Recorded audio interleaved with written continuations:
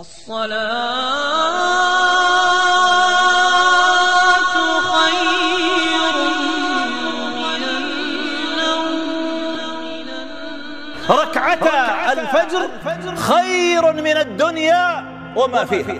ما أكثر ما طرق أسماعنا هذا الحديث يا عباد الله. تخيل لو أنه قيل لك ستأخذ 1000 ريال لكل ركعتين تركعهما للفجر، كم سيدخل على قلبك من السرور والفرح، وكم ستحرص على المحافظة على هاتين الركعتين من أجل حفنة من المال. فما بالك لو زيد هذا المال أضعافا كثيرة وقيل لك مليار ريال لو حافظت على هاتين الركعتين. لو زدنا وقلنا كل كنوز الدنيا وذهبها وفضتها وبهرجها وكل ما فيها في مقابل ركعتين تركعهما قبل الفجر، إن رسولك وحبيبك محمد صلى الله عليه وسلم يخبرك عن ربه عز وجل أنه أعد لمن حافظ أو صلى هاتين الركعتين أن يعطيه أجرا وثوابا ونعيما خيرا من نعيم هذه الدنيا كلها.